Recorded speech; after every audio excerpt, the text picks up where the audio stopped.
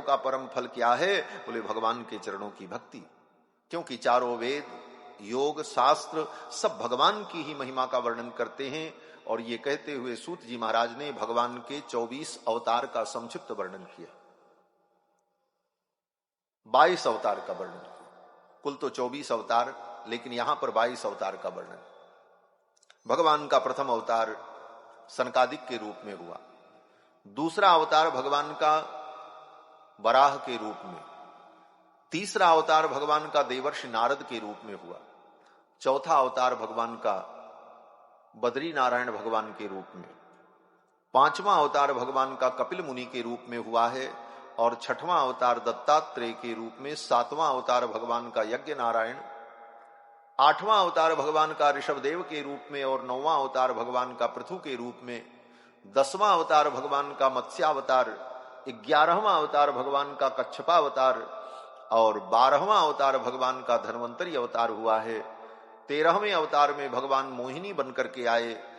और 14वें अवतार में भगवान खंभे से प्रकट हुए नरसिंह के रूप में। और 15वां अवतार भगवान का वामन के रूप में हुआ। 16वां अवतार भगवान का परशुराम जी के रूप में हुआ। 17वां अवतार भगवान का वेदव्यास के रूप में। और 18वां अवतार भगवान का अयोध्या में श्री राम रूप में हुआ। नर देवत्वमापन्न सुर कार्य चिकीर्षया। और 19वां अवतार भगवान का बलराम जी के रूप में। 20वां अवतार भगवान का कृष्ण रूप में। और 21वां अवतार भगवान का बुद्धावतार हुआ। बुद्ध भगवान। भगवान के जितने अवतार हैं उन अवतारों का कोई न कोई प्रयोजन। वराह भगवान का अवतार क्यों हुआ? बोले धरती का उद्धार करने के लिए। बद्री नारायण भगवान का अवतार क्यों हुआ? बोले तपस्या ही परम धर्म है, ये उपदेश करने के लिए। नारद जी का अवतार क्यों हुआ? बोले नारद जी भगवान के अवतार हैं जो भक्ति का प्रचार करने के लिए। राम जी का अवतार क्यों हुआ? बोले धर्म की स्थापना के लिए, रावणादि असुरों का वध करने के लिए। तो बुद्ध भगवान का अवतार क्यों हुआ? ये प्रश्न है। तो वेदव्यास जी कहते हैं कि ततः कलौ संप्रवृत्ते सम्मोहाय सुरद्विषाम बुद्धो नामना जनसुतः कीकटे सुभविष्यति। जब वेदव्यास जी ने भागवत की रचना की उस समय बुद्धावतार नहीं हुआ था, उसके बाद बुद्धावतार हुआ। भविष्यवाणी की है, इसीलिए वेदव्यास जी ने भविष्यति, भविष्य में बुद्धावतार होगा। और बुद्ध भगवान के अवतार का प्रयोजन क्या है? बोले कलौ संप्रवृत्ते, कलयुग आने पर जो आसुरी प्रकृति के लोग हैं वो लोग अगर सनातन धर्म में रहेंगे तो सनातन धर्म को दूषित कर देंगे। और ऐसे आसुरी प्रकृति के प्राणियों को ठीक भी नहीं किया जा सकता, उनका कोई विकल्प नहीं है। ऐसी स्थिति में उनको मोह में डालकर, अज्ञान में डालकर उनको सनातन धर्म से दूर कर दिया जाए, जिससे सनातन की शुद्धता बची रह जाए। बुद्ध भगवान का अवतार इसीलिए हुआ।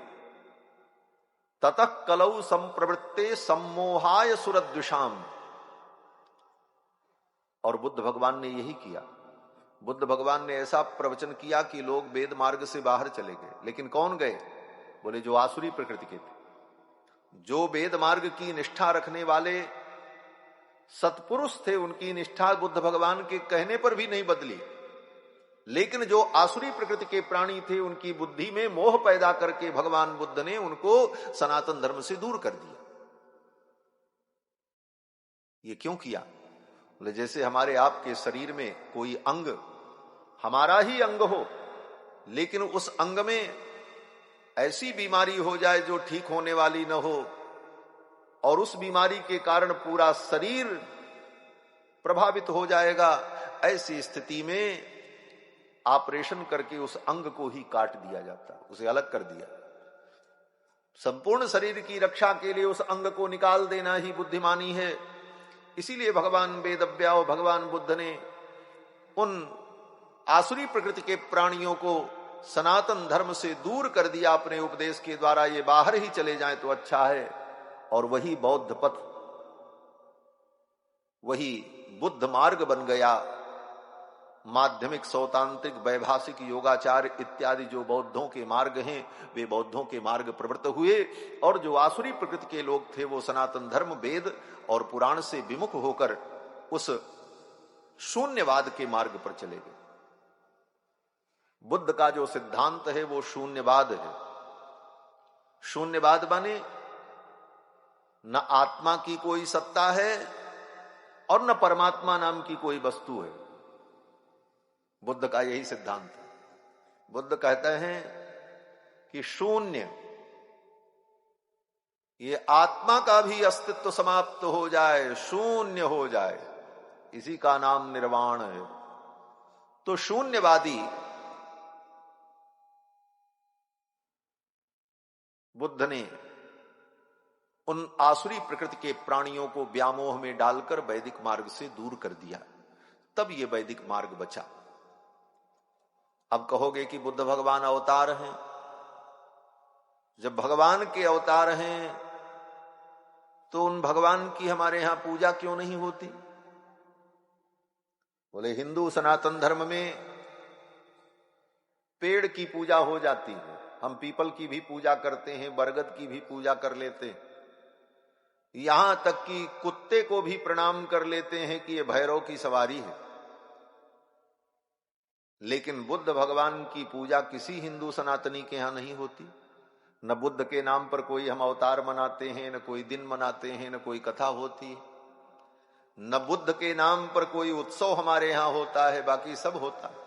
साल भर में इतने उत्सव होते हैं, नवरात्रि, शिवरात्रि, रामनवमी, कृष्ण जन्माष्टमी, बसंत पंचमी, होली, दीपावली, दशहरा, सभी देवी देवताओं के पर्व। लेकिन हिंदू सनातनियों के घर में कहीं बुद्ध के नाम पर कोई उत्सव और कोई पूजा आज भी नहीं होती। क्यों नहीं होती? जबकि बुद्ध भगवान है। तो गोस्वामी तुलसीदास जी महाराज कहते हैं कि वेद की कितनी महिमा है। वेद की महिमा देखो कि वेद का विरोध भगवान बुद्ध ने किया, उसका परिणाम बोले ऐसे बुद्ध की ही निंदा हो गई और बुद्ध का मत सारी दुनिया में फैला, लेकिन इस भारत में नहीं फैल सका। अतुलित महिमा वेद की तुलसी कियो विचार, जे निंदत निंदित भये विदित बुद्ध अवतार। बुद्ध अवतार हैं, लेकिन वेद की निंदा की, इसलिए सनातनियों ने उनको भी त्याग दिया। स्वयं भगवान ही आकर के अगर वेद का विरोध करें और हमारे वेद शास्त्र के विरुद्ध कोई बात कहें, तो हम भगवान की भी बात मानने को तैयार नहीं है। तुम्हारी बात हम क्या मानेंगे? ये सनातन धर्म। भगवान भी अगर वेद के विरुद्ध बोलें तो ऐसे भगवान को भी सनातनी त्याग देता है। ये सनातन धर्म। वेद से बढ़कर कुछ नहीं। वेदात धर्मो ही निर्बभौ, वेद से ही धर्म का प्रादुर्भाव होता है। वेद के विरुद्ध कुछ भी बात स्वीकार्य नहीं। तो भगवान बुद्ध का अवतार इसीलिए हुआ, उन आसुरी प्रकृति के प्राणियों को व्यामोह में डालकर वैदिक मार्ग से उन्हें दूर ले जाने के लिए बुद्ध भगवान का अवतार हुआ। आगे कल की अवतार होगा। कल की अवतार लेकर के भगवान पुनः धर्म की स्थापना करेंगे। आगे सूत जी महाराज कहते हैं, द्वापर युग में श्री वेदव्यास जी महाराज ने नारद जी के द्वारा श्रीमद् भागवत के तत्व को सुनकर इस ग्रंथ की रचना की। एक दिन नारद जी घूमते घूमते वेदव्यास जी के आश्रम में पहुंच गए। वेदव्यास जी खेद खिन्न बैठे हुए थे सरस्वती नदी के तट पर, बद्रीनाथ धाम में। वहीं पर वेदव्यास जी का आश्रम है, सम्याप्रास उसका नाम है। नारद जी पहुंचे तो देखा वेदव्यास जी बड़े खेद खिन्न थे। पूछा, आप खेद खिन्न क्यों हैं? वेदव्यास जी ने कहा, मैंने महाभारत की रचना की, 17 पुराण बनाए, लेकिन इतना करने के बाद भी मेरे मन को संतोष नहीं हो रहा। लगता है मुझे कुछ और करना चाहिए। धन्य है व्यास जी कि 17 पुराण और महाभारत बनाने के बाद उन्हें इस बात का अभिमान नहीं है कि मैंने ये किया, अपितु पश्चाताप है कि मैंने क्या नहीं किया, मुझे कुछ और करना चाहिए। ये महानता है वेदव्यास जी। आज व्यक्ति थोड़ा सा कुछ अच्छा काम कर ले समाज के लिए तो स्वयं अपने मुंह से अपनी प्रशंसा करने लगता, हमने ये कर डाला, हमने वो कर डाला। व्यास जी कहते हैं, हे देवर्षि, मेरे मन को शांति नहीं मिल रही, मुझे और क्या करना चाहिए, आप बताओ, आप मेरा मार्गदर्शन करो। नारद जी ने कहा, व्यास जी सच बताएं? बोले, हाँ हाँ सच बताओ। नारद जी ने कहा, महाभारत ग्रंथ आपने लिखा, लेकिन आपने भगवान की महिमा का वर्णन नहीं किया। महाभारत में आपने कूटनीति, राजनीति, धर्मनीति, अर्थनीति, समस्त नीतियों का आपने वर्णन किया। धर्म, अर्थ, काम, मोक्ष चारों प्रकार के पुरुषार्थ का आपने वर्णन किया। यथा धर्मादयश्चार्थाः मुनिवर्यानुकीर्तिताः न तथा वासुदेवस्य महिमा ह्यनुवर्णिता। नारद जी ने कहा, आपने भगवान वासुदेव की महिमा का वर्णन नहीं किया। सब बताया, धर्म बताया, अर्थ बताया, मोक्ष बताया, ज्ञान विज्ञान आपने कहा, लेकिन भगवान जो श्री हरि हैं उनकी महिमा का वर्णन आप महाभारत में नहीं किया। व्यास जी ने कहा, महाभारत में भगवान की महिमा का वर्णन हमने किया है। नारद जी ने कहा, क्या महिमा का आपने वर्णन किया? जो भगवान अखिल कोटि ब्रह्मांड नायक सर्वेश्वरेश्वर, उन भगवान को आपने महाभारत में अर्जुन का सारथी बनाया। क्या यही भगवान की महिमा थी? जिन भगवान के चरणों की पाद पीठ का स्पर्श करने का साहस इंद्रादिक देवताओं को भी नहीं होता, उन भगवान को महाभारत युद्ध में आपने सारथी बनाया, पांडव का दूत बनाया।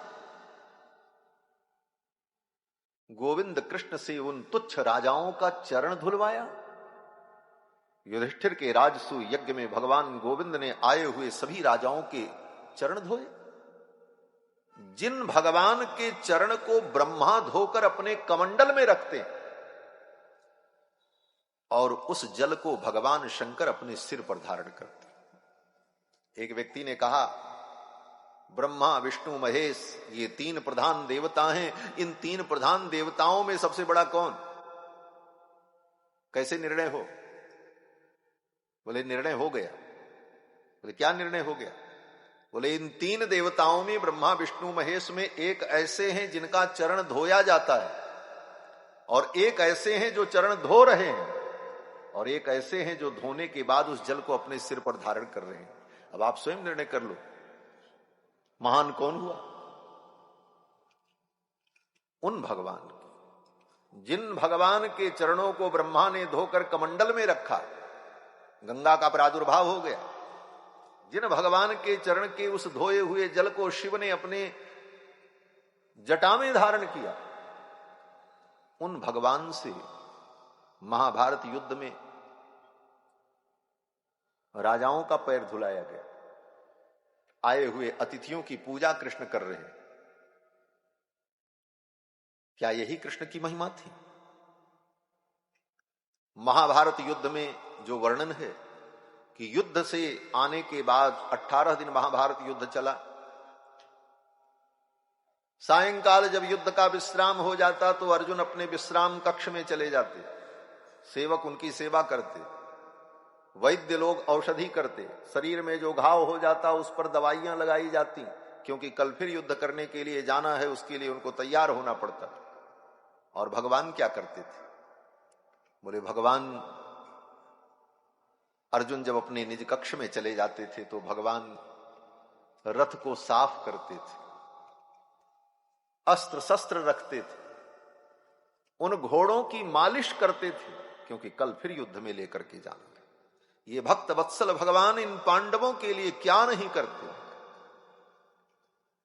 नारद जी कहते हैं भगवान से ये सब कुछ कराया, क्या यही भगवान की महिमा थी? न तथा वासुदेवस्य महिमा हिनुवर्णितः। आपने महाभारत में अर्जुन को हीरो बना दिया और भगवान को जीरो बना दिया। क्या यही महिमा थी भगवान की? इसीलिए आपका हृदय खेद खिन्न है। भगवान की महिमा का वर्णन करो। नारद जी ने कहा मैं भगवान की महिमा का वर्णन कैसे कर पाऊंगा, मेरे अंदर सामर्थ्य कहां से आएगा? नारद जी ने कहा समाधिना अनुस्मर तद विचेष्टितम। अपने मन को, चित्त को समाहित करके भगवान की लीलाओं का स्मरण करो, भगवान का संपूर्ण चरित्र तुम्हारे हृदय में प्रकट हो जाए। नारद जी ने अपने पूर्व जन्म का वृत्तांत बताया। नारद जी ने कहा मैं तो पूर्व जन्म में दासी का पुत्र था। मेरी मां वेदज्ञ विद्वान ब्राह्मणों के घर में बर्तन मांजती थी। जिनके घर में मेरी मां बर्तन मांजती थी, मैं तो 5 वर्ष का था, दासी पुत्र था। जिनके घर में मेरी मां बर्तन मांजती थी, उनके घर कुछ महात्मा आए और उन महात्माओं ने चातुर्मास्य किया, 4 महीने रुके। उन महात्माओं की सेवा में मेरी मां रहती थी, मैं भी रहता था। उन महात्माओं के दर्शन से, उनकी सेवा से धीरे धीरे मेरी बुद्धि धर्म में और भगवान में लगने लगी। एक दिन उन महात्माओं ने भोजन किया और भोजन करके जब उठने लगे तो उनकी पत्तल में, उनकी थाली में कुछ बचा हुआ था खाने की वस्तु। नारद जी कहते हैं कि मैं 5 वर्ष का बालक था। मेरे मन में हुआ कि ये जो इनकी थाली में बचा हुआ है, ये प्रसाद मुझे मिल जाता। लेकिन डर लग रहा था कहीं महात्मा नाराज न हो जाए। मेरे भाव को महात्मा समझ गए और महात्माओं ने कहा बेटा खाने की इच्छा है? मैंने सिर हिला दिया हां। महात्मा बड़े उदार थे, उन्होंने कहा हां हां ले लो, कोई बात नहीं। नारद जी कहते हैं उन महात्माओं की पत्तल में जो जूठन बची थी उसको उठा करके मैंने खा लिया, और उसका परिणाम क्या हुआ? बोले उसके खाते ही हमारी बुद्धि शुद्ध हो गई। वेद व्यास जी को नारद जी महाराज कहते हैं सकृत्स्म भुंजे तदपास्त किल विषा। जैसे ही एक कवर मैंने खाया, सकृत्स्म भुंजे तदपास्त किल विषा, उसी समय मेरे जितने पाप थे सब नष्ट हो गए और भागवत धर्म में मेरी रुचि उत्पन्न हो गई। सवैवात्म रुचि प्रजायते। उन महात्माओं का उच्छिष्ट प्रसाद सेवन करने से बुद्धि शुद्ध हो गई, पाप नष्ट हो गए। देखो जूठा खाना पाप भी है और जूठा खाना धर्म भी है, लेकिन कहां पर पाप है कहां पर धर्म है ये जानना बड़ा आवश्यक। किसी भी व्यक्ति का जूठा खाओ, बोले वो पाप है। आजकल लोग पैसा दे करके जूठा खाते हैं। हाँ, पैसा देते हैं और बड़े शान से जूठा खाते हैं। कहां जाकर के? बोले होटल में। होटल में जितनी वस्तुएं सब जूठी, बर्तन भी जूठा, देने वालों के हाथ भी जूठे ही रहते, कोई पवित्रता अपवित्रता का विचार नहीं। और व्यक्ति बड़े शान से जाता है, बोले आज फला होटल में खा के आए। पैसा दे करके व्यक्ति जूठा खा रहा है, इसीलिए बुद्धि भ्रष्ट हो चुकी। धर्म को, तत्व को समझने की क्षमता नहीं रही, क्योंकि वेद भगवान कहते हैं आहार शुद्धौ सत्व शुद्धि सत्व शुद्धौ ध्रुवा स्मृति। जब आहार शुद्ध होगा तब तुम्हारा सतोगुण शुद्ध होगा, और जब सतोगुण शुद्ध होगा तब ध्रुवा स्मृति होगी। और स्मृति लंबे सर्वग्रंथी नाम विप्रमोक्ष। और जब वो ध्रुवा स्मृति होगी तभी सारे बंधन समाप्त हों। आज व्यक्ति पैसा दे करके जूठा खा रहा है और उसमें अपनी शान समझता है। बोले आज बड़े अच्छे होटल में हमने भोजन, बड़ा महंगा होटल। बोले वाह, जूठा भी सस्ता और महंगा होता है, महंगा जूठा खाने में ज्यादा खुशी होती है। यह स्थिति व्यक्ति की।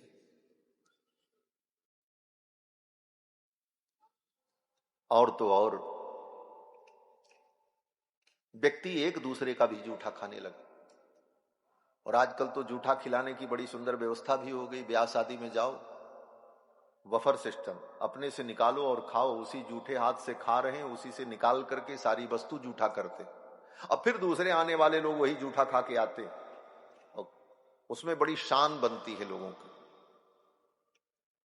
इसी कारण से हमारे संस्कार नष्ट हो रहे हैं। जैसे व्यक्ति का जूठा खाओगे वैसी बुद्धि उत्पन्न होगी, ये पक्की बात है। और तो और अब तो प्रेम के नाम पर लोग एक दूसरे की थाली में भी खा लेते हैं।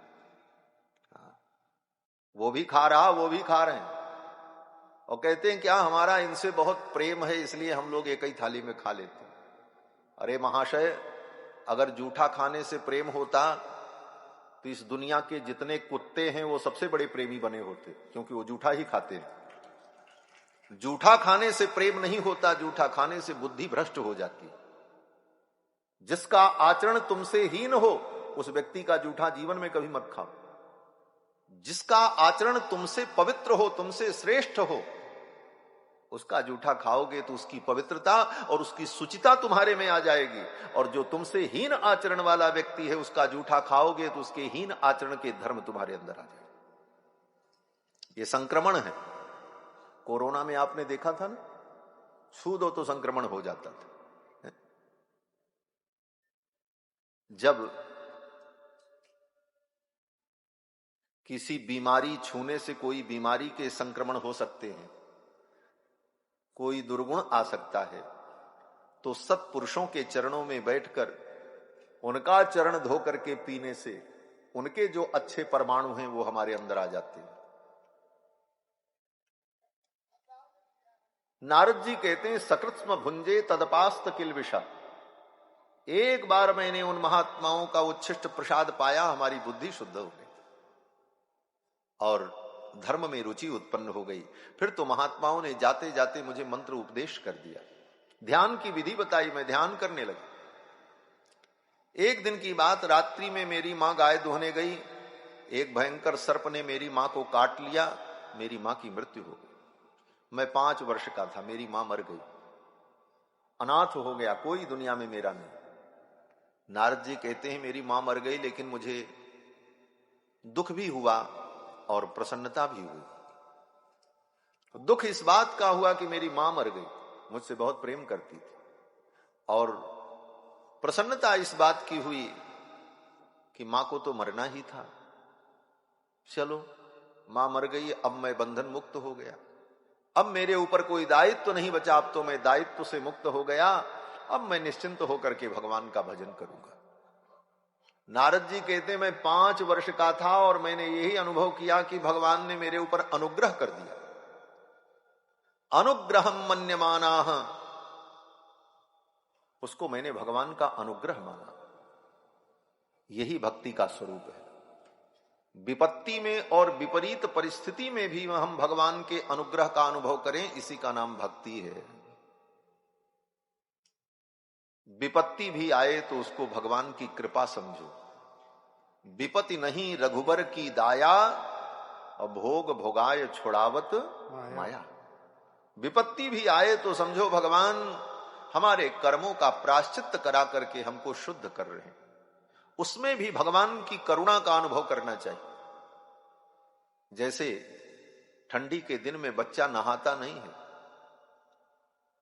तो मां सोचती है ये कई दिन हो गया इसने स्नान नहीं किया, इसके शरीर पे मल जम जाएगा, शरीर फटेगा, बीमारी होगी। तब मां क्या करती है, बोले करुणा के परवश होकर के मां पानी गर्म करके साबुन लेकर फिर उस बच्चे को पकड़ करके स्नान कराती। नहाना नहीं चाहता, चिल्लाता है, चीखता है। ऊपर से माँ एक थप्पड़ मारती भी है, बोले चल नहाना पड़ेगा।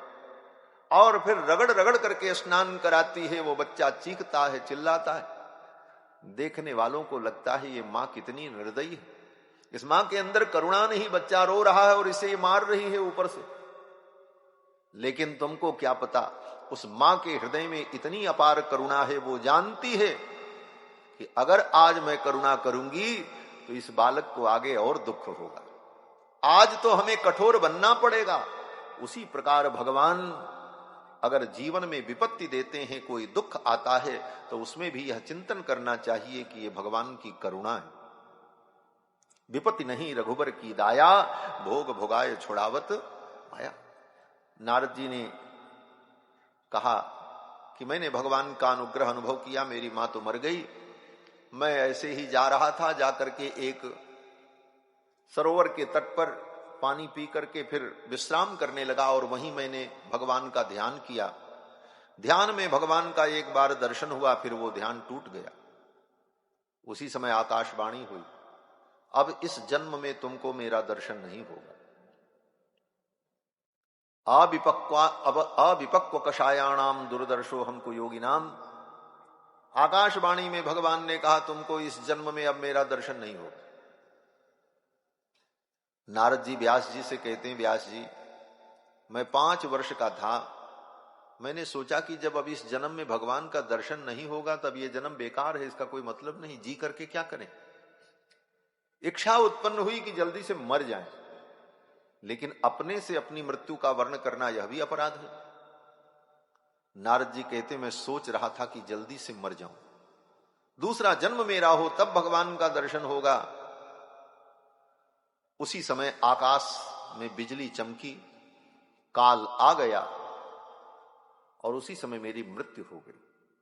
और मरने के बाद जब मेरा दूसरा जन्म हुआ तो मैं ब्रह्मा का पुत्र बनकर के प्रकट हुआ, इस रूप में, नारद रूप में, जिस रूप में आज दुनिया मुझे देवर्षि नारद कहती। नारद जी कहते हैं पूर्व जन्म में मैं दासी का पुत्र था, लेकिन भगवान की कृपा और संतों की कृपा कि मैं ब्रह्मा का पुत्र बनकर के प्रकट हुआ और जन्म से मुझे भगवान के चरणों में प्रीति है। और ये सुंदर वीणा भगवान ने मुझे दी और इसी वीणा को बजा बजा करके गा गा करके मैं भगवान का गुणगान करता। हे व्यास जी आप भी भगवान का गुणगान करो। नारद जी ने व्यास जी को उपदेश दिया और विदा हो गए। नारद जी के चले जाने के बाद वेद व्यास जी ने सरस्वती नदी के तट पर अपने आश्रम में उस ज्ञान का विस्तार किया 18,000 श्लोकों में, और ये भागवत ग्रंथ तैयार हुआ। आप बड़े भाग्यशाली हो। पूछो क्यों? बोले ये भागवत की रचना सरस्वती के तट पर हुई, सरस्वती नदी के तट पर। और इस कथा को सर्वप्रथम सुखदेव जी ने राजा परीक्षित को सुनाया गंगा के तट पर। और इसमें जो लीला हुई भगवान कृष्ण की वो कहां हुई? बोले जमुना के तट पर, वृंदावन में जमुना के तट पर लीला हुई, सरस्वती के तट पर लिखी गई और गंगा के तट पर गाई गई। और आप भाग्यशाली हैं कि यहां तीनों तट त्रिवेणी प्रयाग में आपको प्राप्त है, गंगा जमुना सरस्वती। सुंदर त्रिवेणी का संगम तीर्थराज प्रयाग, सतीर्थराजो जयति प्रयाग। ऐसी प्रयाग की ये पावन भूमि जहां पर गंगा, जमुना और सरस्वती तीनों का सान्निध्य। और यहां तो जो गंगा प्रवाहित हो रही है वो प्रयाग से संगम करके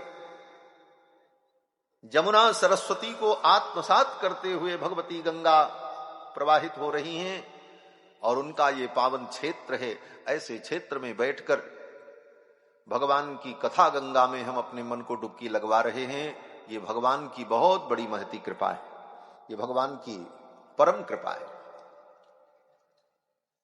श्री वेदव्यास जी ने भागवत की रचना की और रचना करने के बाद अपने पुत्र सुखदेव को पढ़ाया। सुखदेव जी ज्ञान मार्गी थे, निर्गुण निराकार ब्रह्म में उनकी निष्ठा थी। लेकिन भागवत की कथा को सुनकर सुखदेव जी महाराज समाधि छोड़कर अपने पिता के चरणों में आ गए। वेद व्यास जी ने भागवत की रचना की और फिर विचार किया किसको पढ़ावें। तब याद आया वेद व्यास जी को, मेरा बेटा सुखदेव परमहंस है और ये परमहंसों की संहिता है श्रीमद् भागवत महापुराण। श्रीमद् भागवत महापुराण के हर अध्याय के अंत में लिखा रहता है इति पारमहंस्याम संहितायाम, ये परमहंसों की संहिता है। तो वेद व्यास जी ने सोचा मेरा पुत्र सुखदेव परमहंस है, उसी को मैं पढ़ाऊं। लेकिन सुखदेव तो समाधि में चले गए थे। अपने शिष्यों को भागवत का श्लोक याद करा करके भेजा और कहा जाओ जहां सुखदेव समाधि में बैठे हैं वहां इस भागवत का पाठ करो। वेद व्यास जी के शिष्य आए, पाठ करने लगे। सबसे पहले श्लोक सुनाया, अहो बकीयम स्तन कालकूटम जिघांसयापाय यदप्यसाध्वी लेभे गतिम धातृच्युताम ततोन्यम कम वा दयालुम शरणम ब्रजेम। इस श्लोक को सुनते ही सुखदेव जी की समाधि छूट गई। इसका अर्थ क्या है? कहते हैं भागवत के इस श्लोक में वर्णन किया, अहो बकीयम, बकासुर की बहन पूतना बकी, वो पूतना का नाम है बकी और उसके भाई का नाम था बक। वेद व्यास जी कहते हैं अहो बकीयम, कितने आश्चर्य की बात है, देखो इस बकी को, पूतना को, स्तन कालकूटम, अपने स्तन में कालकूट विष लगाकर, जिघाम सया, भगवान को मारने आई थी कि दूध पिला करके कृष्ण को मार डालें। लेकिन भगवान ने उसका दूध पिया। आई थी भगवान को मारने के भाव से, लेकिन भगवान ने उस पूतना को वैकुंठ प्रदान कर दिया, माता की गति प्रदान की। लेभे गतिम धातृच्युताम ततोन्यम, जो गति त्रेता युग में महारानी कौशल्या को, महारानी केकई को, महारानी सुमित्रा को मिली, जो गति आने वाले युग में रोहिणी को और यशोदा को प्राप्त होगी, वो गति भगवान ने पूतना को दे दी, माता की गति प्रदान कर दी। और आई थी मारने के लिए, जहर पिलाने। क्यों मिली माता की गति पूतना को? कौन से उसके कर्म बड़े अच्छे थे? पूतना लोग बालघ्नी राक्षसी रुधिरासना, राक्षसी थी, बच्चों का खून पीती थी, रुधिरासना, लोक बालघ्नी, जिघाम सयापि हरये दत्वा सद्गतिम, और उसने सद्गति को प्राप्त कर लिया। तो कारण क्या था? कहते हैं भगवान की करुणा ही एकमात्र कारण। और वो करुणा, दया के परवश होकर भगवान ने पूतना का उद्धार कर दिया। वेद व्यास जी कहते हैं कमवा दयालुम, ऐसा दयालु कौन होगा इस धरती पर, किसकी हम शरण में जाएं? कमवा दयालुम शरणम ब्रजेम, ऐसा कोई दयालु नहीं है। भगवान को छोड़कर हम किसकी शरण में जाएं? यह सुनकर महाराज सुखदेव जी समाधि से उठ गए। सुखदेव जी ने सोचा, अरे वो ब्रह्म, वो परमात्मा इतना दयालु है, उसके अंदर करुणा भी है, कृपा भी है। जिसके अंदर करुणा और कृपा हो फिर तो वो सगुण है, क्योंकि कृपा, करुणा ये गुण है। और जिसके अंदर गुण हो वो सगुण होता है। मैं किसी के सिद्धांत का विरोध नहीं करता हूं, परंतु अगर सूक्ष्म दृष्टि से विचार करो तो निर्गुण निराकार परमात्मा हमारे किसी काम नहीं आता है। निर्गुण परमात्मा क्या करेगा? उसके अंदर कोई गुण ही नहीं, न वो दया कर सकता है, न कृपा कर सकता है, न करुणा कर सकता है। क्यों? बोले कृपा करेगा तो सगुण हो जाएगा, क्योंकि कृपा गुण है। करुणा करेगा तो सगुण हो जाएगा। तो निर्गुण परमात्मा जो है वो न करुणा करेगा, न कृपा करेगा, न दया करेगा, न भक्त वत्सल होगा। और निराकार, उसका कोई आकार नहीं, कोई रूप नहीं। ऐसा परमात्मा अगर मिल भी जाए तो हम कैसे अनुभव करेंगे कि वो हमको मिला, जिसका कोई आकार नहीं, जिसका कोई प्रकार नहीं, जिसका कोई रूप नहीं, जिसका कोई गुण नहीं। सुनते तो बहुत है, लोग कहते हैं निर्गुण निराकार ब्रह्म। थोड़ा विचार करो सूक्ष्म बुद्धि से, निर्गुण निराकार होता क्या है? जिसमें कोई गुण ही न हो, जिसका कोई रूप ही न हो, ऐसी वस्तु की आकांक्षा क्यों होगी हमारे अंदर? और ऐसी वस्तु अगर मिलेगी भी तो हम कैसे मान पाएंगे कि हमको ये वस्तु मिली? न उसका कोई रूप है, न उसका कोई नाम है, न उसका कोई गुण है, न उसका कोई प्रकार है, न उसमें कोई हलचल है, न उसमें कोई क्रिया है। क्योंकि क्रिया होगी तब भी सगुण हो जाएगा, क्योंकि क्रिया भी एक गुण है। इसीलिए भक्तों ने कहा भगवान अनंत कल्याण गुण गण निलय। भगवान के अंदर अनंत दिव्य कल्याण गुण है और भगवान सदा सगुण साकार ही रहते हैं। तभी वो भक्तों पर कृपा करते हैं। फिर तो वेद व्यास सुखदेव जी महाराज विचार करने लगे कि उस परमात्मा में इतनी करुणा है, उसने पूतना का उद्धार किया, तब तो उसका कोई रूप भी होगा। तब तक वेद व्यास जी के शिष्यों ने दूसरा श्लोक सुना दिया जिसमें भगवान के रूप का वर्णन किया। उस समय की झांकी जब भगवान गाय चराने के लिए सखाओं के साथ वृंदावन में प्रवेश कर रहे हैं। कैसी झांकी है? एक श्लोक में वेद व्यास जी वर्णन करते हैं कि बर्हा पीडम नटवर बपु कर्णयो कर्णिकारम बिभ्रद्वासक कनक कपिशम वैजयंतीम चमालाम रंधान वेणोरधर सुधया पूरयन गोपवृंदैः वृंदारण्यम स्वपदरमणम प्राविशद गीत कीर्ति। बरहा पीडम नटवर बपु, मोर के पंख का मुकुट भगवान ने धारण कर रखा है। कर्णयोः कर्णिकारम, कानों में कनेर पुष्प के कुंडल, गले में वैजयंती की माला, तडित विनिंदक भगवान का दिव्य पीतांबर, अपने अधरों पर बंशी को रखकर सुंदर स्वर लहरी प्रकट करते हुए सखाओं से आवृत नंगे पांव गायों के पीछे चलते हुए भगवान वृंदावन में प्रवेश कर रहे हैं गोचारण के लिए, गाय चराने के लिए। वृंदारण्यम स्वपद रमणम प्राविशत गीत कीर्ति। किसी भक्त ने कहा नंगे पांव भगवान गाय चराने जाते थे। बोले लिखा तो यही है भागवत में, नंगे पांव जाते थे। स्वपद रमणम, बोले क्यों? नंद बाबा के पास क्या इतना भी सामर्थ्य नहीं था कि अपने कन्हैया कृष्ण को पादुका दे देते, जूती बनवा देते सुंदर?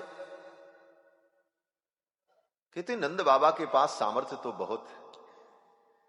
नंद बाबा ब्रजराज हैं। अपने पुत्र के जन्म के उत्सव पर लाखों गायों का उन्होंने दान किया। धेनु नाम न्यूते प्रादाद विप्रेभ्य समलंकृते तिलाद्रीन सप्तरत्नौघ सात कौंभांबरावृताम। तिल के सुंदर 7 पर्वत बना करके हीरे पन्ने पोखराज रख करके दान किया वो नंद बाबा। अपने कन्हैया को एक जूती भी नहीं बनवा सकते, नंगे पांव कन्हैया को गाय चराने जाना पड़ता है। कहते हैं कन्हैया के पास तो ऐसी ऐसी जूती और ऐसी ऐसी पादुकाएं हैं कि वैसी पादुका तो ब्रह्मा के पास भी नहीं होगी, इंद्र के पास भी नहीं होगी, ऐश्वर्य की दृष्टि से देखा जाए तो। लेकिन भगवान जब गाय चराने जाते वृंदावन में तो नंगे पांव जाते। क्यों? बोले भगवान विचार करते हैं, गाय मेरी आराध्या है, मैं गोपाल हूं, मैं गायों का पालन करता हूं, इनकी सेवा करता हूं। ये गाय मेरी आराध्या है, ये मेरी स्वामिनी है, मैं इनका सेवक हूं, मैं गोपाल हूं। जब स्वामी नंगे पांव चले तो सेवक को भी नंगे पांव चलना चाहिए।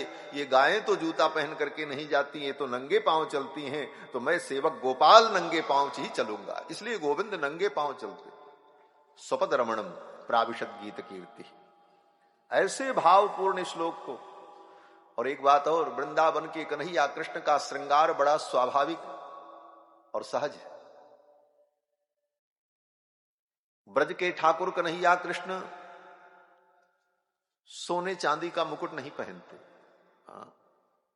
ब्रज के ठाकुर कृष्ण का मुकुट क्या है? बोले बढ़िया पीतांबर लेकर के सिर में पगड़ी जैसी बांध ली गोविंद ने, और एक मोर का पंख मिल गया, उस पंख को उसी में ऐसे लगा लिया, बस हो गया मुकुट, बन गया मुकुट। बरहा पीडम, मोर का पंख क्यों लगा लिया? बोले राधा रानी ने जिन मयूरों को पाल रखा है, राधा रानी का जो प्रिय मयूर है, उसके गिरे हुए पिच्छ को, उसके पंख को उठा करके गोविंद अपने मुकुट में धारण करते। राधा प्रिय मयूरस्य, राधा रानी का जो प्रिय मयूर है, उस मयूर के पिच्छ को गोविंद अपने मुकुट में लगा लेते, बन गया मुकुट। कानों में कुंडल, बोले सोने चांदी के कुंडल नहीं। तब बोले कर्णयो कर्णिकारम, कनेर के पुष्प को ही कान में बांध लिया, लटका लिया, कुंडल बन गया। गले में वैजयंती की माला और पीतांबर, सखाओं से आवृत गोविंद गायों को चराने के लिए सुंदर बंशी बजाते हुए जाते। इस झांकी का जब वर्णन किया उन शिष्यों ने, तो सुखदेव जी महाराज बोले, अरे वो परमात्मा ऐसा मनोहर है, उसका ऐसा सुंदर रूप है, हमको तो आज तक यही समझ में आ रहा था वो तो निराकार है, उसका कोई आकार ही नहीं। और सुनाओ। शिष्यों ने कहा और सुनना है तो हमारे गुरु जी के पास चलो। सुखदेव जी अपनी समाधि छोड़ करके आए और अपने पिता वेदव्यास के चरणों में बैठकर इस कथा को सुना। और फिर समय आने पर सुखदेव जी ने राजा परीक्षित को सुनाया। राजा परीक्षित को कब सुनाया? बोले महाभारत युद्ध जब समाप्त प्राय था, दुर्योधन की जंघाओं को भीम ने अपनी गदा से तोड़ दिया था। दुर्योधन युद्ध के मैदान में पड़ा हुआ अपनी मृत्यु की प्रतीक्षा कर रहा था। उसी समय द्रोणाचार्य के पुत्र अश्वत्थामा वहां पहुंचे।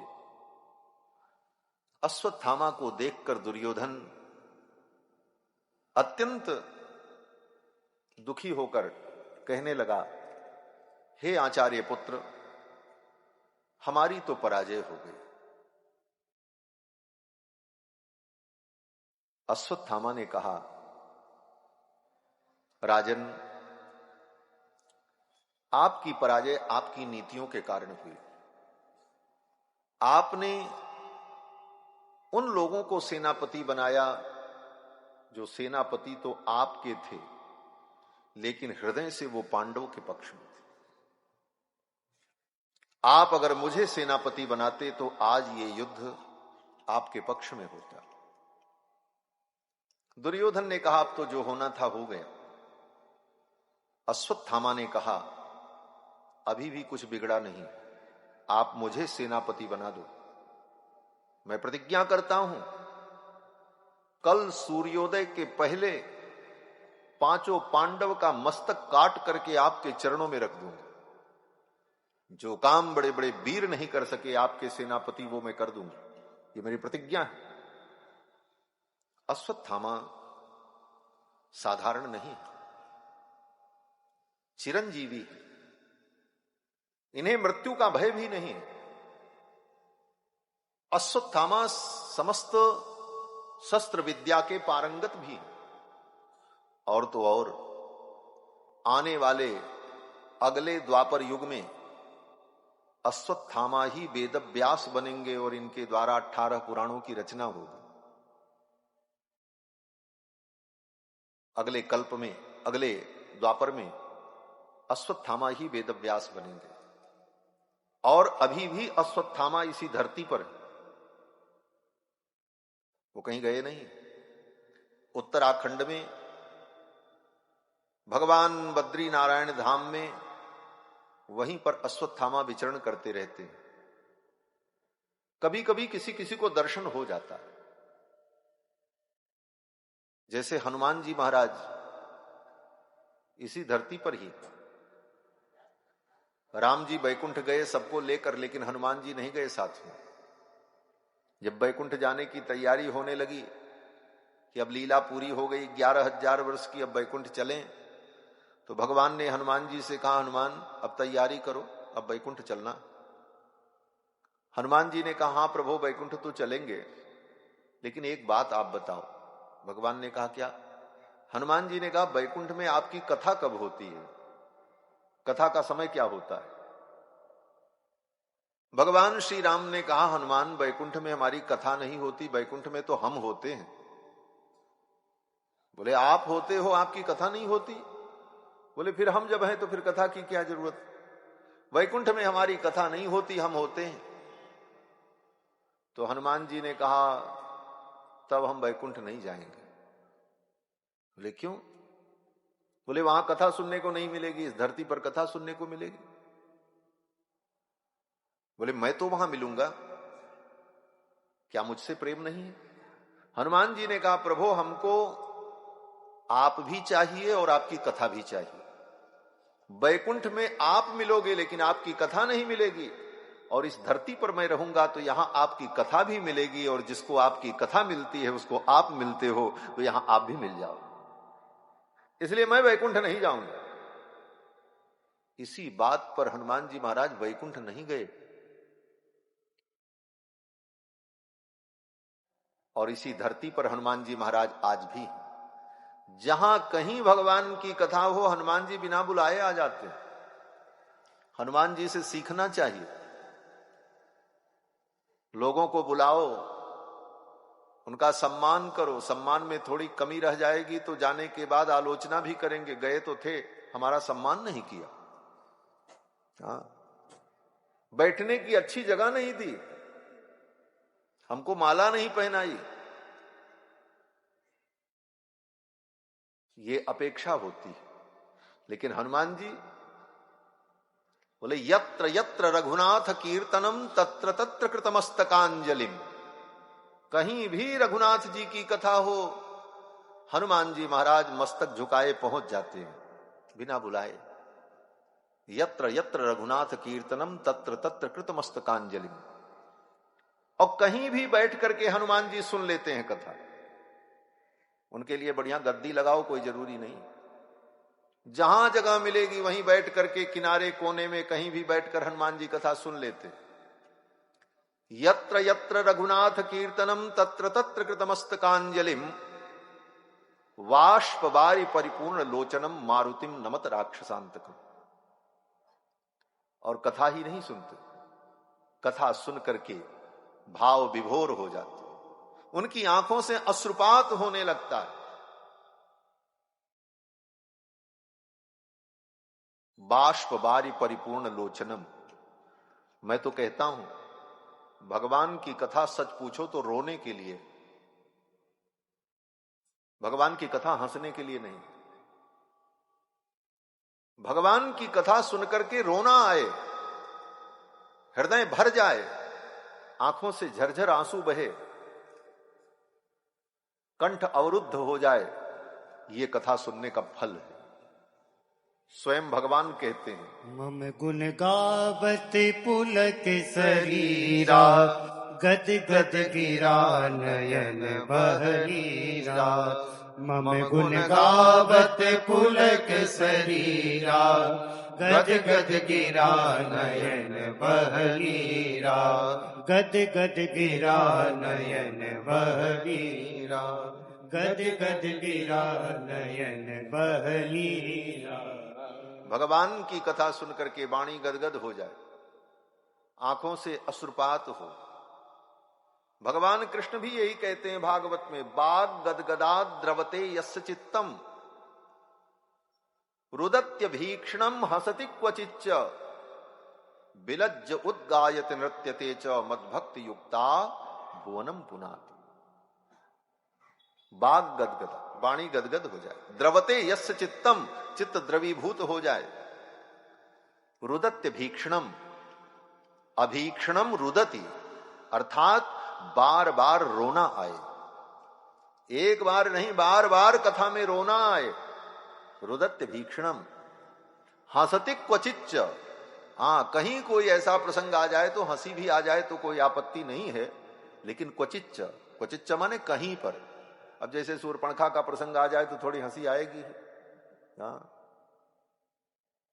मनसुखा का कोई प्रसंग भागवत में आ जाए तो हंसी आ जाएगी, ठीक है, उसमें हंस लेना चाहिए, लेकिन कथा तो रोने के लिए। भगवान कहते हैं रुदत्य भीक्षणम हसति क्वचिच्च बिलज्ज उद्गायत नृत्यते च मदभक्ति युक्ता भुवनम पुनाति। ऐसी भक्ति जिसके अंदर आ जाए कथा श्रवण की, वो तो धरती को पवित्र कर देता। तो हनुमान जी ऐसे ही भक्त हैं, जहां पहुंच जाएं कहीं भी बैठ करके कथा सुन लें, हाँ, उनको सम्मान की भी जरूरत नहीं। काशी में गोस्वामी तुलसीदास जी कथा सुनाते तो हनुमान जी महाराज कोढ़ी का रूप धारण करके दूर किनारे बैठकर गुदड़ी लपेटे गंदे में बैठकर वहीं से कथा सुन लेते, कोई नहीं जान पाता था। और नित्य प्रति हनुमान जी महाराज गोस्वामी तुलसीदास जी के मुख से राम कथा सुनने के लिए आते थे। ये बात तो गोस्वामी जी को एक प्रेत ने बताया। एक दिन वो शौच करके स्नान करके लौट रहे थे, वो प्रेत मिला। प्रेत ने कहा हम तुम्हारे ऊपर प्रसन्न हैं, कुछ मांगो। तो गोस्वामी जी ने कहा अगर तुम कुछ दे सकते हो तो हमें राम जी का दर्शन करा दो। और कुछ मांगने की कोई जरूरत भी नहीं थी। गोस्वामी जी ने उस प्रेत से कहा कि हमें रघुनाथ जी का दर्शन करा दो, अगर ये तुमसे हो सके तो कर दो, बाकी तो कोई हमारी इच्छा नहीं। उस प्रेत ने कहा प्रभु श्री राम का दर्शन कराने का सामर्थ्य तो मेरे अंदर नहीं है, लेकिन आपको रघुनाथ जी का जो दर्शन करा दे उसका परिचय मैं आपको बता सकता हूं, उसके माध्यम से आपको राम जी का दर्शन हो जाएगा। गोस्वामी जी ने कहा कौन? तो उस प्रेत ने कहा हनुमान जी कृपा कर दे तो आपको राम जी का दर्शन हो जाए। क्यों? बोले राम दुआरे तुम रखवारे। बोले हनुमान जी कहां मिलेंगे? उस प्रेत ने कहा हनुमान जी रोज आपकी कथा सुनने आते। अरे हमारी कथा सुनने आते? उस प्रेत ने कहा हाँ हनुमान जी महाराज रोज आपकी कथा सुनने आते हैं, नित्य प्रति नियम से आते हैं। बोले हमने तो कभी नहीं देखा। तो उस प्रेत ने कहा कि आपकी कथा में सबसे पीछे उधर कोने में एक गंदा मैला कुचैला कोढ़ी व्यक्ति बैठा रहता है, कुष्ठ रोगी, मक्खियां भिन भिनाती रहती हैं, गंदे कपड़ों में लिपटा हुआ बैठा रहता। बोले हाँ एक कोढ़ी तो बैठा रहता दूर। उस प्रेत ने कहा वो कोढ़ी नहीं, वो श्री हनुमान जी महाराज हैं, नित्य प्रति आपकी कथा सुनने आते। गोस्वामी जी को बड़ा आश्चर्य। उस प्रेत ने कहा पकड़ लेना उनका चरण, वो सब मार्ग बता देंगे। कथा समाप्त हुई, जब सब लोग चले गए तब गोस्वामी जी उठे और जाकर के प्रणाम किया, चरण पकड़ लिया। उस कुष्ठ रोगी के रूप में बैठे हुए हनुमान जी महाराज कहने लगे मुझे मत छुओ, तुमको भी कुष्ठ रोग हो जाएगा, हटो हटो मैं बीमार हूं। गोस्वामी जी ने कहा मैं जान गया आप कौन हो, अब आपकी चतुराई नहीं चलेगी। जब गोस्वामी जी जान गए तो हनुमान जी ने प्रकट होकर के दर्शन दिया। बोले मांगो क्या चाहते हो? गोस्वामी जी ने कहा हमको अपने इष्ट रघुनाथ जी का दर्शन करा। तब हनुमान जी ने मार्ग बताया, चित्रकूट जाओ। और चित्रकूट में राम जी मिले। चित्रकूट के घाट पर भय संतन की भीड़, तुलसीदास चंदन घिसे तिलक देत रघुवीर। राम जी आए और रघुनाथ जी ने अपने हाथ से तिलक लगाया, ओ गोस्वामी जी ने तिलक लगाया रघुनाथ जी को, लेकिन फिर भी नहीं पहचान पाए। जब तक संतों की कृपा न हो, भगवत भक्तों की कृपा न हो, तब तक भगवान के मिल जाने पर भी भगवान को पहचान पाना संभव नहीं। तब हनुमान जी ने तोते का रूप धारण करके, पक्षी का रूप धारण करके बोला। हनुमान जी ने बताया, यही दोहा पड़ा कि चित्रकूट के घाट पर भय संतन की भीड़, तुलसीदास चंदन घिसे तिलक करत रघुवीर। तब गोस्वामी जी चरणों में गिर पड़े और राम जी को प्राप्त कर लिया। तो हनुमान जी महाराज कथा सुनने के लिए इस धरती पर रुके। आज भी हनुमान जी, अश्वत्थामा की चर्चा हो रही थी, अश्वत्थामा भी चिरंजीवी हैं, आज भी इसी धरती पर रहते। और अश्वत्थामा उत्तराखंड में कभी कभी किसी किसी को मिल भी जाते हैं। एक घटना एक महापुरुष ने अपने मुख से ही सुनाई। बड़े अच्छे महापुरुष थे, अब तो नहीं हैं, शरीर उनका पूरा हो गया। वो भी कथा सुनाते थे, अच्छे विद्वान पुरुष थे। एक बार बद्रीनाथ धाम में वो कथा सुनाने गए और यही प्रसंग अश्वत्थामा का। सुनाते सुनाते कथा में उन्होंने अश्वत्थामा के प्रति कुछ कठोर शब्दों का प्रयोग किया। और कथा सुनाने के बाद रात्रि में जब विश्राम करने गए तो रात्रि में अश्वत्थामा उनके कमरे में प्रकट हो गया, बद्रीनाथ धाम में। आपको तो मालूम ही है। और अश्वत्थामा ने कहा, बहुत बड़े कथावाचक बने हो, उठा करके मंदाकिनी में फेंक दूंगा, हड्डियां भी गल जाएंगी। थरथर कांपने लगे, चरणों में प्रणाम किया अश्वत्थामा को। फिर तो अश्वत्थामा अंतर्धान हो गए। अश्वत्थामा आने वाले द्वापर युग में वेदव्यास के रूप में प्रतिष्ठित होंगे और उन्हीं के द्वारा 18 पुराणों की रचना होगी। तो अश्वत्थामा ने कहा, मुझे मंत्री बना दो, सेनापति बना दो, 5 पांडवों का मस्तक काट करके आपके चरणों में रख दो। दुर्योधन ने अपने शरीर के बहते हुए रक्त को लेकर अश्वत्थामा के मस्तक पर तिलक किया और कहा, जाओ, मैंने सेनापति बनाया। सेना तो खत्म हो चुकी थी, 2 सैनिक बचे थे, एक कृपाचार्य और एक कृतवर्मा। कृपाचार्य कृतवर्मा 2 सैनिक, अश्वत्थामा सेनापति और दुर्योधन राजा। अश्वत्थामा ने कहा, हम 4 उन 5 पांडवों पर भारी पड़ेंगे। मैं प्रतिज्ञा करता हूं, प्रातःकाल सूर्योदय के पहले 5 पांडवों के मस्तक को काट करके ले आऊं। अश्वत्थामा चल पड़ा, विचार करने लगा क्या करें। उसे एक घटना दिखाई पड़ी। घटना यह दिखाई पड़ी कि कौओं ने दिन में उल्लू के घोंसले पर आक्रमण कर दिया। दिन में उल्लू को दिखाई नहीं पड़ता। उन उल्लुओं के बच्चों को कौओं ने मार डाला। वो बेचारे उल्लू बड़े दुखी हुए। लेकिन जब रात हुई तब उल्लुओं ने कहा, अब तो कौए को नहीं दिखाई पड़ेगा, अब हमारा मौका है। और उन उल्लुओं ने उन कौओं के घोंसलों पर आक्रमण कर दिया और उनके बच्चों को और उनको मार डाला। इस घटना को देखकर अश्वत्थामा ने कहा, बस इसी नीति का प्रयोग होना चाहिए। रात में सोते हुए चलकर 5 पांडवों को मार दिया जाए। कृपाचार्य कृतवर्मा को लेकर के पहुंचे। कृपाचार्य और कृतवर्मा से अश्वत्थामा ने कहा, शिविर के द्वार पर खड़े रहो, कोई भीतर आने न पाए, और मैं भीतर जा रहा हूं। लेकिन भगवान श्री कृष्ण को यह पता था कि आज अश्वत्थामा पांडवों को मारने के लिए आएगा। लेकिन आज पांडव की मृत्यु नहीं है, आज तो द्रौपदी के 5 पुत्रों की मृत्यु है। और पांडव अगर यहां रहेंगे तो उन द्रौपदी के 5 पुत्रों को भी अश्वत्थामा नहीं मार पाएगा। इसलिए भगवान उस रात्रि में पांडवों को लेकर, द्रौपदी को लेकर दूर बगीचे में घूमने के लिए चले गए। भगवान ने कहा आज रात बड़ी सुंदर है, चांदनी रात है, आओ चलो घूमने चलते हैं। पांचों पांडव को और द्रौपदी को लेकर के घूमने के लिए गए। और भगवान को मालूम है कि जब ये पांडव यहां से हट जाएंगे तभी अश्वत्थामा को मौका मिलेगा। ये भगवान की लीला बड़ी विचित्र है। भगवान को पता था कि आज द्रौपदी के 5 पुत्र मारे जाएंगे, लेकिन भगवान बचा न सके। भगवान की सगी बहन सुभद्रा और सुभद्रा के पुत्र अभिमन्यु महाभारत के युद्ध में मारे गए, लेकिन भगवान अपने भांजे को नहीं बचा पाए। विधि का विधान अटल होता है, उस विधि के विधान को भगवान भी आगे बढ़ाते।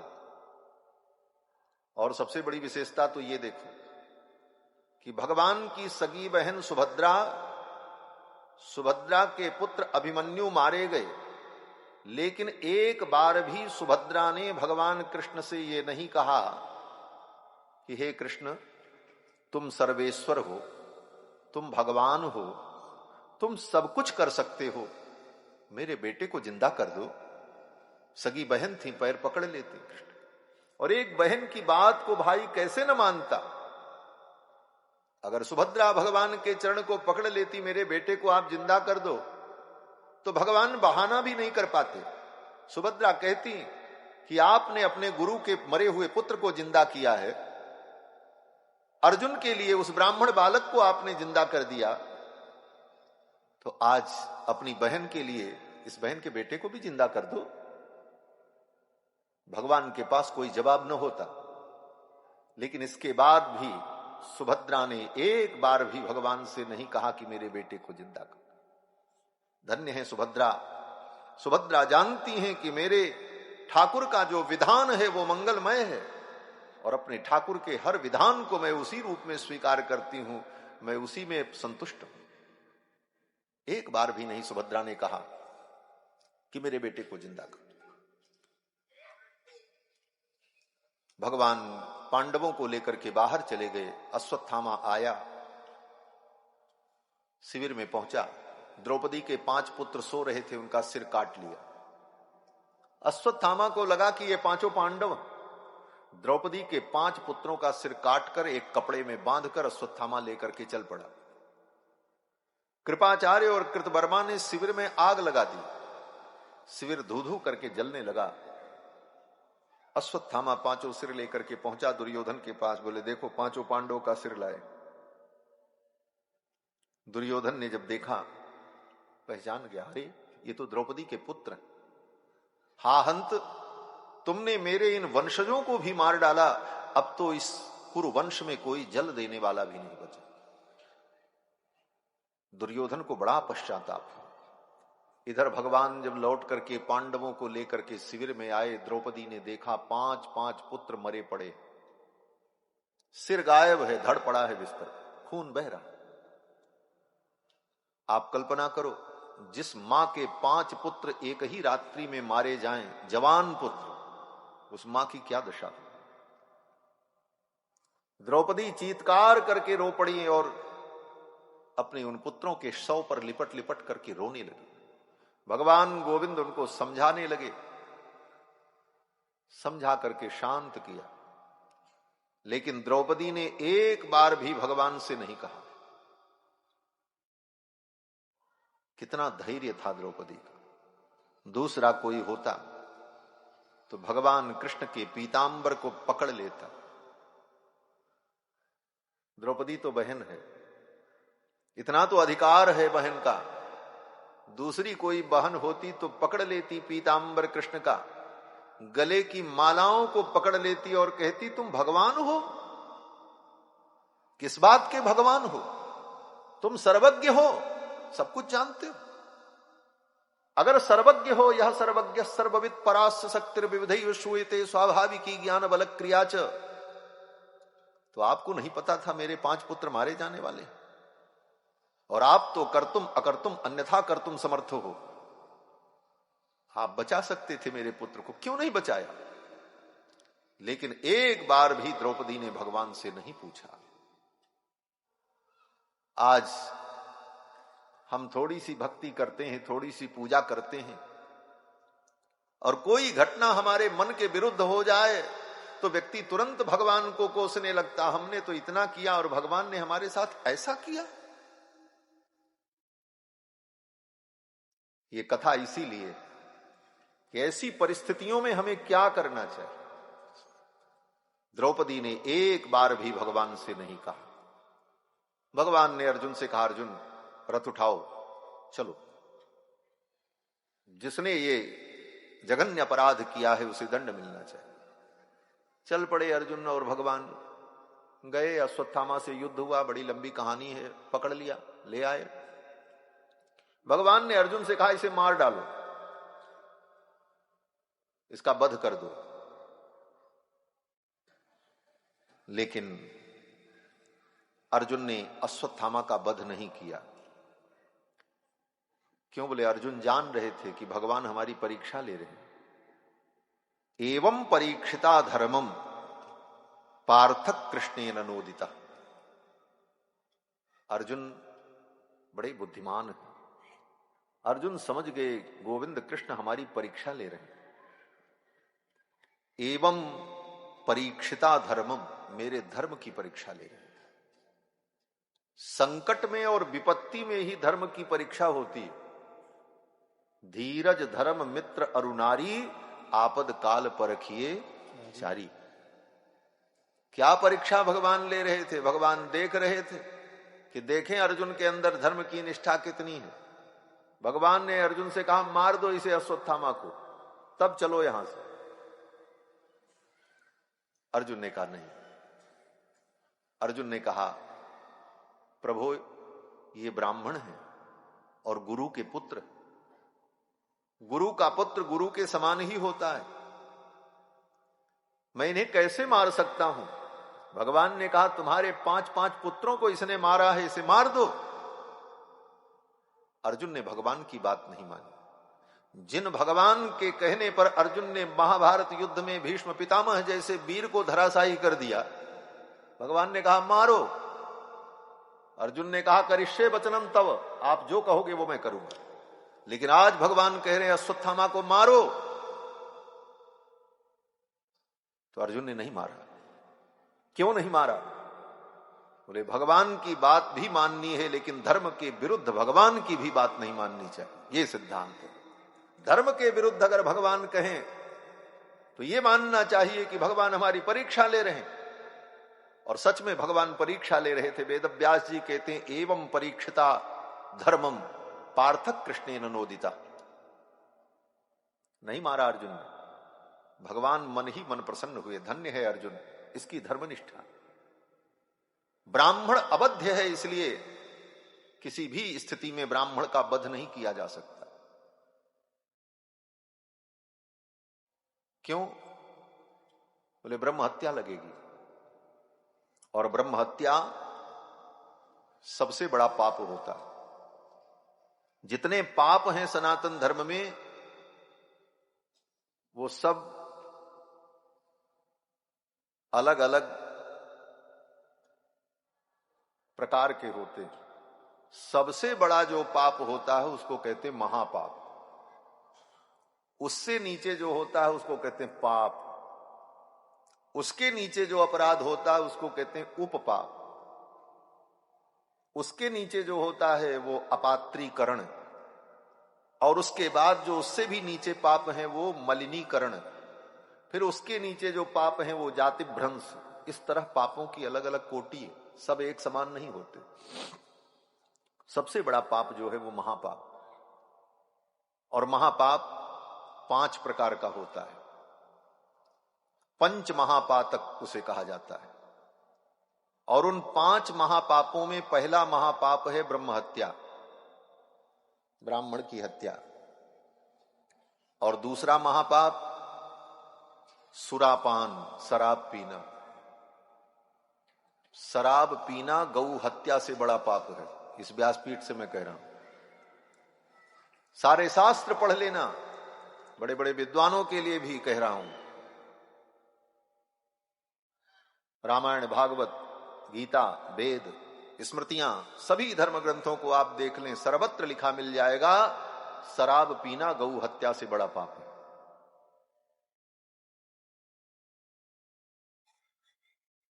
तो गौ हत्या से बड़ा पाप होते हुए गौ मांस भक्षण से भी बड़ा पाप है सुरापान।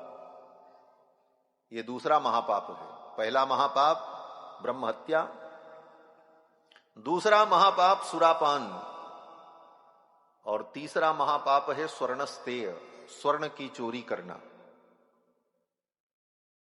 खाने पीने की वस्तु, अन्य वस्तु कोई चुरा ले तो चोरी तो पाप है, लेकिन वो साधारण पाप। लेकिन स्वर्ण की चोरी करना ये महापाप है। स्वर्ण चोरी करने वाला व्यक्ति नरक में जाकर अपने महापाप को भोगता है, और जब संसार में पुनः पैदा होता है तो उसके अंग गलित हो जाते हैं, वो कुष्ठ रोगग्रस्त हो जाता है। कुनखी स्वर्णस्तेयी, उसके नख विगलित हो जाते हैं, क्योंकि पूर्व जन्म में उसने महापाप किया है। स्वर्णस्तेयी, जिसके दांत काले हो जाते हैं, कर्म विपाक में वर्णन है, वो पिछले जन्म में सुरापाई था, महापापी था, सुरापान किया था, इस जन्म में भी उसके चिन्ह दिख रहे हैं। तो ब्रह्म हत्या, सुरापान, स्वर्णस्तेय, ये 3 महापाप। और चौथा महापाप गुरुवांगना गमन, गुरु की पत्नी के साथ व्यभिचार। गुरु की पत्नी से तात्पर्य गुरु की पत्नी, चाचा की पत्नी, मामा की पत्नी, ये जो पूज्य माताएं हैं उनके प्रति जो व्यभिचार है वह व्यभिचार महापाप है। तो ये 4 महापाप, ब्रह्म हत्या, सुरापान, स्वर्णस्तेय, गुरुवांगना गमन। और 5वां महापाप, बोले इन 4 प्रकार के पाप करने वाले व्यक्ति के साथ जो उठता है, बैठता है, खाता है, उनसे संबंध रखता है, उनका अनुमोदन करता है, वह व्यक्ति भी उसी कोटि का पापी होता है, भले वो पाप न करे। तत्संसर्गी, उसका संसर्ग करने वाला व्यक्ति भी उसी कोटि का पापी होता है। आप शराब नहीं पीते, लेकिन शराब पीने वालों के साथ अगर आपका उठना बैठना है, उनके साथ आपकी दोस्ती मित्रता है, तो आप भी महापापी हैं। तत्संसर्गी, उसके संसर्ग में रहने वाला भी उसी कोटि का अपराधी होता। व्यक्ति गुरुवांगना गमन कर रहा है और ऐसे पापी व्यक्ति के साथ आप उठते बैठते हैं, तो आप भी उसी कोटि के पापी हैं। ये 5 महापाप। अर्जुन ने जान लिया। अर्जुन ने कहा कि अगर मैं मारूंगा अश्वत्थामा को तो मुझे महापाप लगे। पाप ही नहीं, महापाप हो। इसलिए अर्जुन ने भगवान की बात नहीं मानी। पकड़ करके ले आए अश्वत्थामा को, बांध करके रस्सी में, रथ के पिछले हिस्से में रखकर द्रौपदी के सामने प्रस्तुत किया। बोले यही वो अपराधी है जिसने आपके 5 पुत्रों को मारा है। अर्जुन की धर्म परीक्षा तो आपने देख ली, अब द्रौपदी की धर्म परीक्षा देखी। द्रौपदी ने जब देखा कि अश्वत्थामा रस्सी में बंधे हुए हैं, तो द्रौपदी का रोना बंद हो गया, और द्रौपदी ने अर्जुन की ओर देखा और कहा, आर्यपुत्र, आपने इनको क्यों बांध रखा है? मुच्यता मेष ब्राह्मणो नितराम गुरुहु, इनको छोड़ दो, इनको मुक्त कर दो। ये ब्राह्मण है, नितराम गुरुहु, हर परिस्थिति में ये पूजनीय है, इन्हें छोड़ दो। अर्जुन ने कहा, इसने ही आपके 5 पुत्रों को मारा है, आपके 5 पुत्रों का हत्यारा है। द्रौपदी ने कहा, आर्यपुत्र, आप विश्व के सर्वश्रेष्ठ धनुर्धर हैं, और आपको ये धनुर्विद्या आचार्य द्रोण के द्वारा प्राप्त हुई है, और आचार्य द्रोण कहां हैं? अर्जुन ने कहा, आचार्य द्रोण तो मृत्यु का वर्ण कर चुके हैं, उनका शरीर छूट चुका है। द्रौपदी ने कहा भले उन्होंने शरीर छोड़ दिया है, लेकिन पुत्र के रूप में आपके सामने खड़े हैं। द्रौपदी ने यही वचन कहा है भागवत में। द्रौपदी अर्जुन से कहती सयेष भगवान द्रोण प्रजा रूपेण वर्तते, भगवान द्रोणाचार्य ही पुत्र के रूप में आपके सामने खड़े हैं, क्योंकि अश्वत्थामा द्रोणाचार्य का पुत्र है। आत्मा वै जायते पुत्र, आत्मा ही पुत्र के रूप में होती है। द्रौपदी ने कहा सयेष भगवान द्रोण प्रजा रूपेण वर्तते, जिन भगवान द्रोणाचार्य के द्वारा स रहस्यो धनुर्वेद स विसर्गोपसंयम, जिन गुरु की कृपा से आपने समस्त विद्याओं को प्राप्त किया, अस्त्रग्रामश्च भवता शिक्षितो यदनुग्रहात् सयेष भगवान द्रोण, वो भगवान द्रोणाचार्य आपके सामने खड़े हैं और आपने इनको बांध रखा है। मुच्यता मुच्यतामेश, इनको छोड़ दो। और ये कहते हुए द्रौपदी ने अश्वत्थामा के चरणों में प्रणाम किया।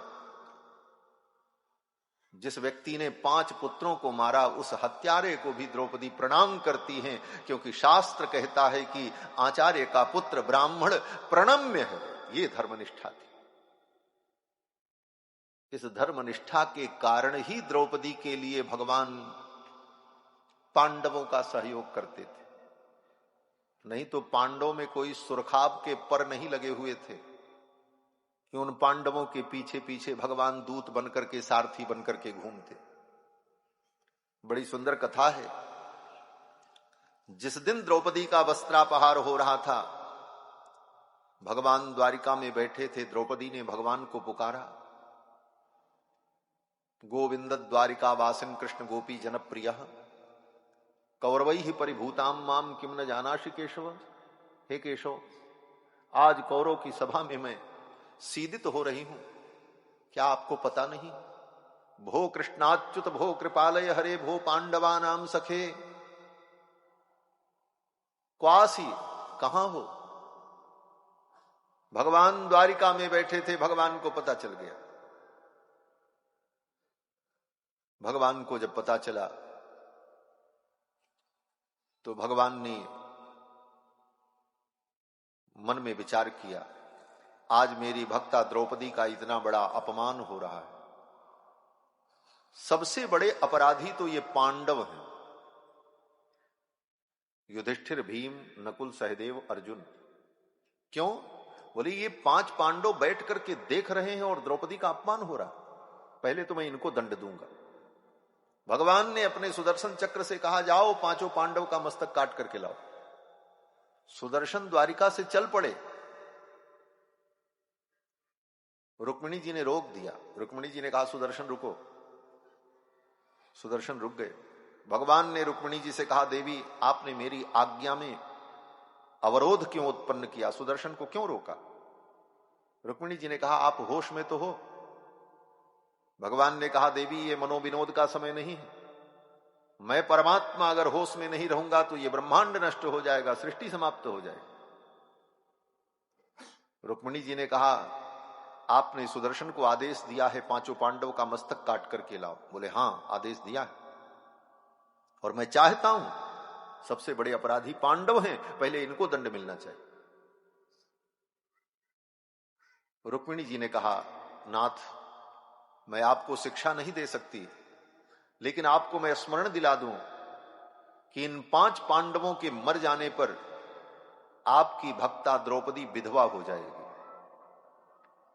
और आपकी द्रौपदी जब विधवा हो जाएगी और श्वेत वस्त्रों में आभूषण रहित होकर वैधव्य धर्म का पालन करती हुई जब आपके सामने उपस्थित होगी, तो हे द्वारिकाधीश, जीवन भर आप कभी द्रौपदी से आंख नहीं मिला पाओगे।